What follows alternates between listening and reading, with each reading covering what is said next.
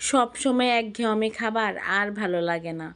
এমন যদি মানুষ পাইতাম যে প্রত্যেক দিন কি রান্না হবে না হবে এগুলো আমার চিন্তা করা লাগবে না, সেই চিন্তা করতো, তাহলে কতই না ভালো হতো।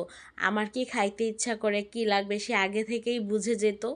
এরকম হয়তো টাকা হলে মানুষ পাওয়া যাবে।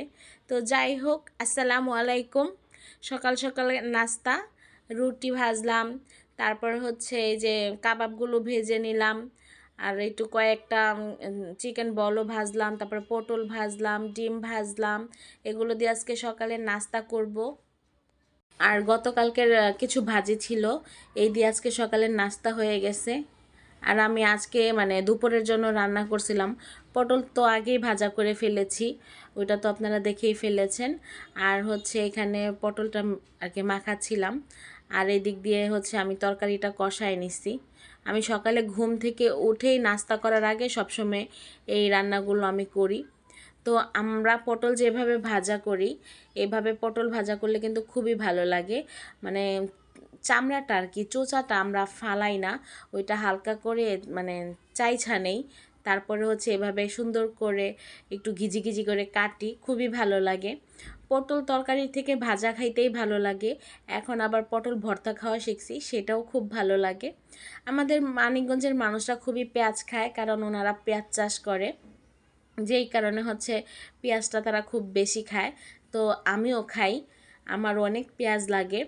আমি যখন আগে সবসময় ভিডিও দিতাম মানে প্রথম প্রথম, তখন অনেকে আমাকে কমেন্টস করতো আপনারা অনেক পেঁয়াজ খান না, তো পেঁয়াজ খাওয়া ভালো না, পেটে সমস্যা হয়, গ্যাস হয়। হ্যাঁ, একদম ঠিক কথা, উনি যা বলেছেন অনেকেই বলেছেন, একদম সত্যি কথা। তারপরে স্কুলে টিফিনের জন্য হচ্ছে আমি কিছু নুডলস রান্না করে নিছি আমার জন্য আর রোহার জন্য। আর নুডলস আমার নিজের হাতের রান্নাটা আমার একদমই ভালো লাগে না, কেউ যদি রান্না করে দেয় আমার কাছে খুবই ভালো লাগে। পরের জিনিস আর কি খাইতে অনেক স্বাদ। তো যাই হোক, আমরা রেডি টেডি হয়ে মানে ফ্রেশ ট্রেশ হয়ে তারপরে একদম মানে চলে আসছি, গাড়ির জন্য দাঁড়ায় আছি। এই জায়গাটায় আমরা দাঁড়ায় থাকি। তো রুহামণি ওর খেলার সাথে সাথে খেলে, ওরা হচ্ছে বাসমেট, এক বাসে ওরা যাতায়াত করে। আর এই মেয়েটার নাম হচ্ছে রুহি, রোহা, যাই হোক। এই রুহি হচ্ছে ক্লাস 3-তে পড়ে।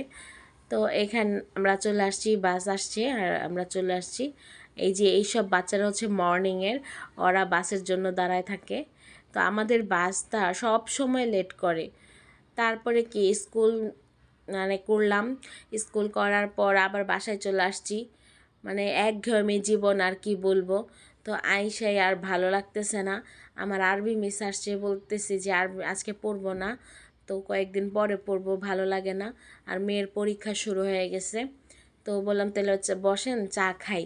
বলছে পড়বেন না, তো আমি বলছি না পড়বো, কিন্তু বসেন চাটা খায়া নেই, শরীর ভালো লাগতেছে না। এই ছিল আজকের দিন।